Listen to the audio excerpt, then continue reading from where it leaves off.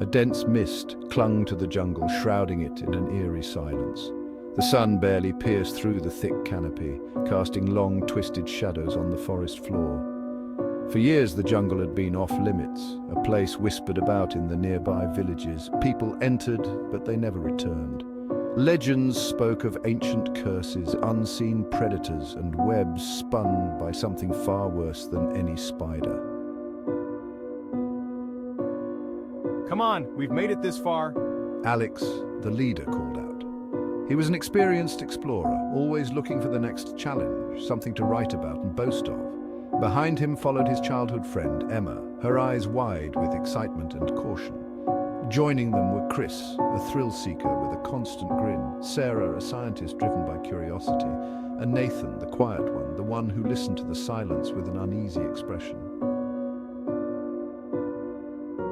The group had ventured deep into the forbidden jungle, enticed by rumors of lost treasure hidden beneath the foliage. They laughed off the warnings, dismissing the stories of the deadly web as just that, stories. But as they trekked deeper, the jungle began to change. The trees grew taller, their twisted branches almost forming a ceiling above them. The air felt thicker, harder to breathe, and the ground beneath them seemed to pulse, as if alive.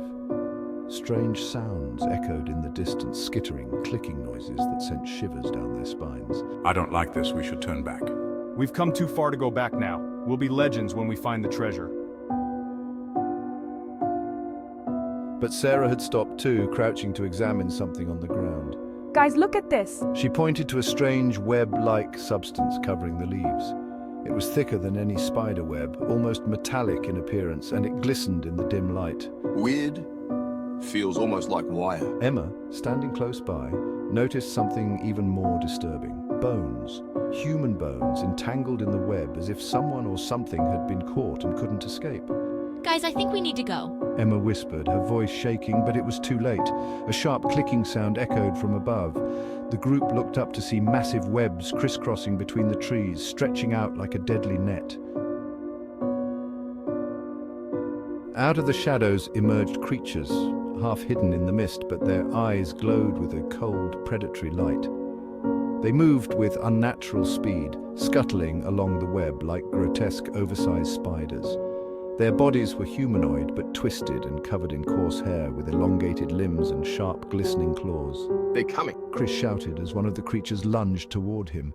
Chaos erupted. The group scattered, running blindly through the jungle, but the webs were everywhere, wrapping around their arms and legs, slowing them down. The creatures toyed with them, cutting off their paths, forcing them deeper into the jungle, into the heart of the web. The web tightened around them, herding them toward a massive cocoon in the center of the jungle. Inside the cocoon, they could see something moving, something alive. It was the heart of the web, the lair of the creatures, pulsating with a sickening rhythm. It's too strong. Chris, now frantic, tried to cut through the web with his knife, but it snapped in his hand. One by one, the creatures closed in.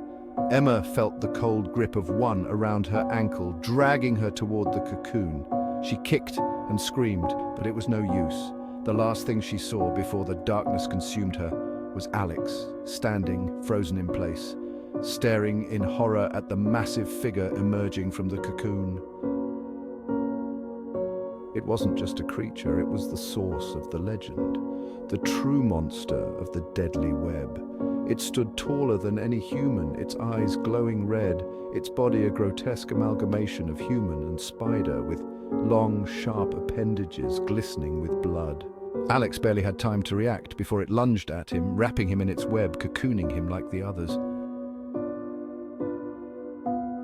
By dawn, the jungle was silent once again. The web glistened in the morning light, stretching out over the trees, hiding the bodies of the adventurers who dared to enter. The village would never hear from them again, and the jungle, as it always had, would wait patiently for the next group of explorers.